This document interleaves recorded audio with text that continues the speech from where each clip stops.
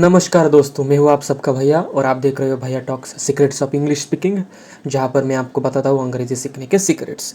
दोस्तों, हमने शुरू की है एक वोकेबलरी सीरीज़ की शुरुआत जिसका नाम है बेसिक वोकेबलरी इन यूज़, जिसमें आपकी अंग्रेज़ी की पूरी बेसिक वोकेबलरी कवर होती है।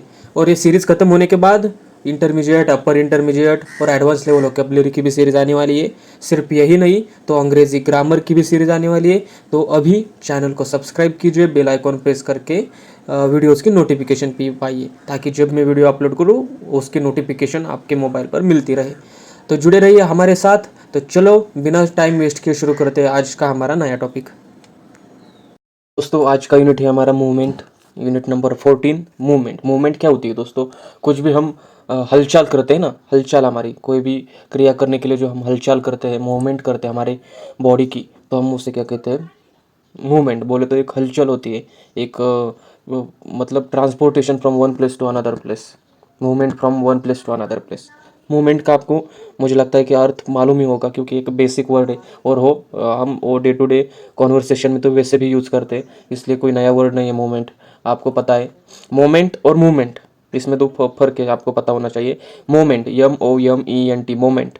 मोमेंट बोले तो एक जो क्या क्या कहते हैं हम, एक क्षण, मतलब एक एक मतलब क्षण बोले तो एक पलक झपकते हुए एक मोमेंट तैयार होता है। मोमेंट मोमेंट बोले तो मुझे बताना में थोड़ी सी दिक्कत आ रही है, लेकिन आप समझ लो मोमेंट और मूवमेंट। मूवमेंट बोले तो हलचल, और मोमेंट बोले तो एक याद भी हो सकती है, यादें भी हो सकती है मोमेंट।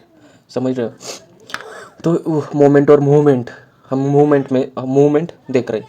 तो यहाँ पे आपको अलग अलग प्रकार के मूवमेंट दिए गए हैं, जैसे कि वॉक है, मतलब कि चलना हो सकता है, स्विम मतलब तैरना, क्लाइंब मतलब चढ़ना, जैसे कि यहाँ पे क्लाइंबिंग होता है ना, क्लाइंब दिख रहा होगा आपको, समझ आएगा। रन दौड़ना, डांस नाचना, फॉल गिरना, जंप मतलब जंप तो पता है, जॉगिंग जॉगिंग मतलब वही थोड़ा सा जॉगिंग मतलब walk plus run is equal to jogging, ऐसा बोल सकते हैं हम। मतलब ज़्यादा फास्ट भी नहीं रन करते, थोड़ा से स्लोली रन करते, जब उसे जॉगिंग कहते हैं हम। जब स्लोली ही रन करते हैं तब हम उसे क्या कहते हैं? जॉगिंग करते हैं। ये सब हमने मूवमेंट्स के प्रकार देखे, समझ रहे हैं? टाइप्स देखे मूवमेंट के। अब ट्रांसपोर्टेशन और मूवमेंट का क्या संबंध है? जैसे कि यू गो बाय कार, ठीक है, यू गो बाय कार, तुम कहाँ, मतलब ट्रांसपोर्टेशन कहाँ से, मतलब तुम कहाँ से कैसे जाते हो, मतलब आपको कहीं जाना है, तो यू गो बाय कार, मतलब आप कार से जाते हो। फिर प्लेन हो, बस हो, ट्रेन हो, bike, motorcycle, ship, taxi, Subway, ठीक है। और यहाँ पर कुछ ग्रामेटिकल पॉइंट दिया है, नॉट बाय अ कार। समझ रहे हो? यहाँ पे ए का यूज़ नहीं करना है हमें, नॉट बाय ए कार, हमें डायरेक्टली बोलना है यू गो बाय कार, कि क्या करो तुम कार से जाओ भाई। कार कार कार प्लेन मतलब कोई भी ट्रांसपोर्टेशन की चीज़ हो, कोई भी साधन हो, उससे तुम क्या कर सकते हो? जा सकते हो। यू टेक अ बस, तुम क्या ले लो? तो एक मतलब यू टेक मतलब ले लो, मतलब कि उससे जाओ, उसको मतलब बस से जाओ, फिर ट्रेन हो सकता है, taxi, plane. And you take the subway, कि वह तुम सबवे से भी जा सकते हो। टेक टेक मतलब लेना, मतलब कि जैसे लेना मतलब घर को लेके नहीं आना, लेना मतलब टेक का यूज़ जैसे किया है कि जैसे कि उससे जाओ तुम, इस तरह से टेक का यूज़ किया है। You ride bicycle, train, motorcycle, horse. Ride ride तो पता होगा कि तुम बाइसिकल, ट्रेन, हॉर्स राइडिंग पता होगा ना, घोड़े को दौड़ाना, राइड करना उस पर, राइड तो पता ही है आपको। You ride a bicycle, train, motorcycle, horse. You drive a car, car क्या करते हो? तुम ड्राइव करते हो ना। You drive a car, bus, taxi, truck, drive की मूवमेंट यहाँ पे, समझ रहे हो? A pilot flies a plane, flies, जो प्लेन होता है वो क्या होता है? हवा में उड़ता है ना, उसे क्या कहते हैं हम? फ्लाई करते हैं, फ्लाई। फिर है how did you get to Mexico City, we flew there. How did you get to Mexico City, मतलब तुम मेक्सिको सिटी में कहाँ कैसे आ गए बेसिकली। तो वी फ्लू देयर, हम क्या करते हैं? मतलब वहाँ पर उड़ के आए, ऐसा बोल सकते हैं हम वी फ्लू देयर को, मतलब प्लेन से आए जैसे basically. If you catch the bus, train और plane, you arrive in time to get it. If you catch the bus, train और plane, you arrive in the you arrive in time to get it. मतलब अगर तुम पकड़ते हो बस, train हो, plane हो, कैच मतलब बेसिकली पकड़ना, कैच मतलब क्या, तुम बस का कैच नहीं कर सकते, मतलब जैसे जैसे कि गेंद हम कैच करते हैं वैसा वाला कैच नहीं पकड़ना है। वर्ड तो वही है लेकिन सेंटेंस के अनुसार मीनिंग पकड़ना पड़ता है। जैसे कि कैच मतलब कि तुम you can take the bus, train और plane, you are in time to get it. और आपको वो लेने के लिए टाइम पर पहुंचना पड़ेगा उस स्टेशन पे या फिर एयरपोर्ट पे। If you miss the bus, train और plane, you arrive too late to get it. अगर तुमने मिस की बस, ट्रेन, प्लेन, तो तुमने क्या किया है, you arrive too late to get it. मतलब तुम लेट पहुँचे हो ना, इसलिए तुम्हारी बस क्या हुई, ट्रेन क्या हुई, प्लेन क्या हुई, मिस हो गई। मिस हो गई मतलब कि तुम लेट पहुँचे, इसलिए वो निकल गई। समझ रहे? यू अराइव इन और at a place, you arrive in और at a place, not to a place. समझ रहे? Not to a place, to का यूज़ नहीं करना है हमें, इन और एट का यूज़ करना है। You arrive in a place और you arrive at a place. In और एट कब यूज़ करते हैं? इन मतलब कि जैसे कि कोई जनरल है, सबको पता है वो लोकेशन, या तुम्हें पता है लोकेशन, तब इन का यूज़ करते हैं। और ऐट का यूज़ कब करते हैं? कि जब कोई नई प्लेस है तो अगर आपको कहना है कि मैं यहाँ पर हूँ, अगर आपको कॉल आया और आपको कहना है कि मैं यहाँ यहाँ पर हूँ, अगर सामने वाले व्यक्ति को उस जगह के बारे में पता है, तो हम क्या यूज़ करेंगे, I am in a dash dash dash place. और अगर उस सामने वाले व्यक्ति को नहीं पता है तो आप क्या करेंगे, ऐट का यूज़ करेंगे, at a dash dash place.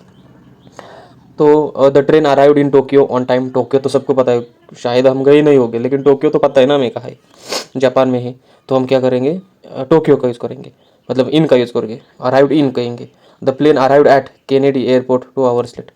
अब केनेडी पता है क्या आपको कहाँ का एयरपोर्ट है, इसलिए एट का यूज़ करें। Arrived at Kennedy Kennedy airport 2 hours late. when you are traveling you will probably see a lot of signs and notices in English, बराबर बराबर।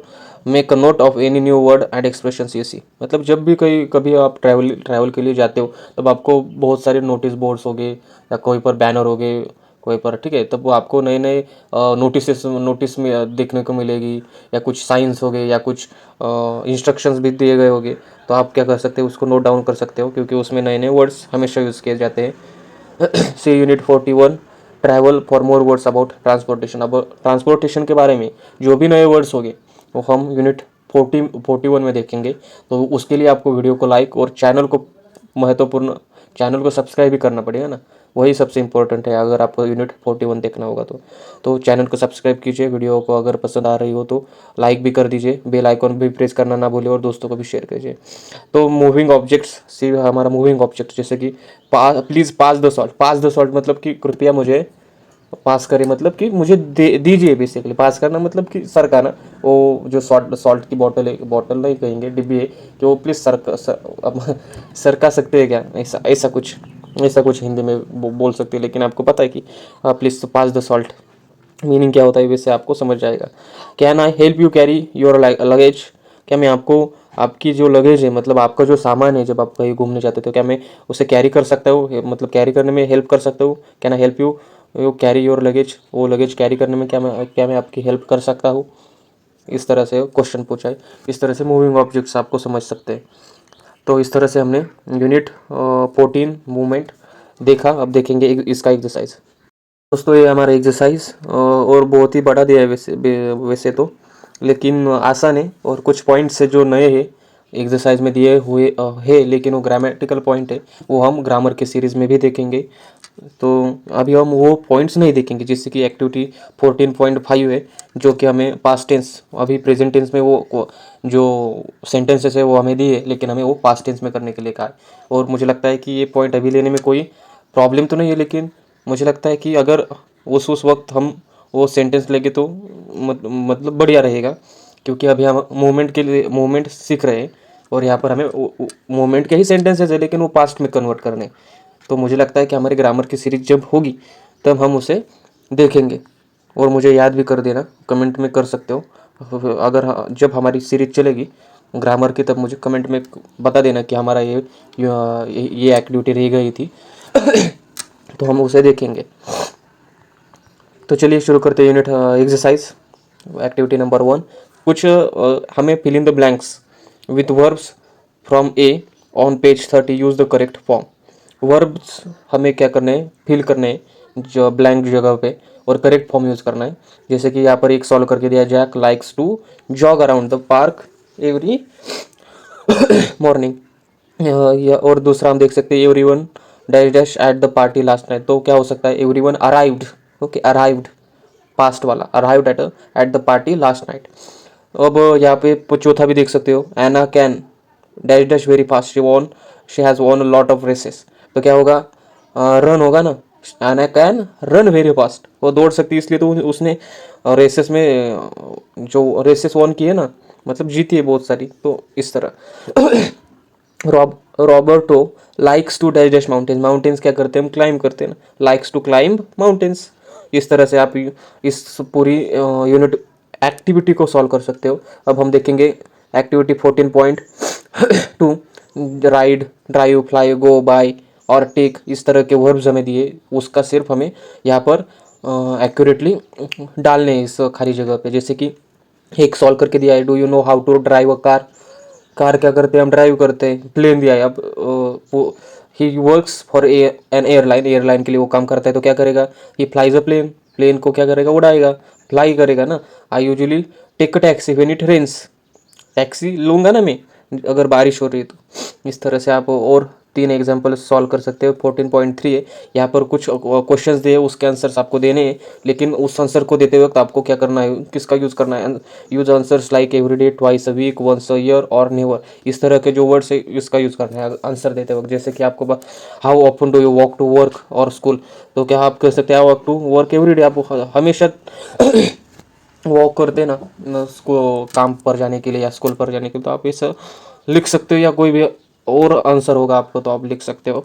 यहाँ पर फिर से दिया है, do you have a bicycle, आपके पास क्या बाइसिकल है। How open do you ride it, मतलब आप कब उसे चलाते हैं, तो जो भी आपका आंसर होगा आप लिख सकते हो। How open do you go swimming, कब आप स्विमिंग के लिए जाते हैं, मतलब कब कब आप स्विमिंग के लिए जाते हैं, हमेशा क्या आप।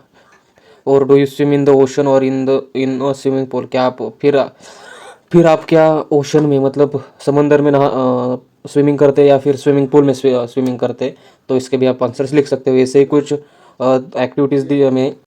Activity 14.4, what things do we ask people to pass at the dinner table और write down please pass plus noun 6 times. यहाँ पर जब भी हम टेबल पर बैठे, डिनर को हो या कुछ भी, अगर स्कूल में भी हो तो भी, लेकिन जो भी चीज़ें हम पास करते हैं, जैसे कि प्लीज़ पास द शुगर, इस तरह सेंटेंसेस बनाए, प्लीज़ पास, फिर please pass the please pass the salt भी कह सकते हो तुम, प्लीज़ पास द हैंकरचिप भी बोल सकते हो, please pass the tissue papers, ऐसा जो भी आपके सेंटेंसेस हो, मतलब 6 नाउन, 6 चीज़ें जो आप पास करेंगे अगर आप डिनर पे बैठे हो, तो वो मतलब उस वैसे सेंटेंसेस आपको बनाने।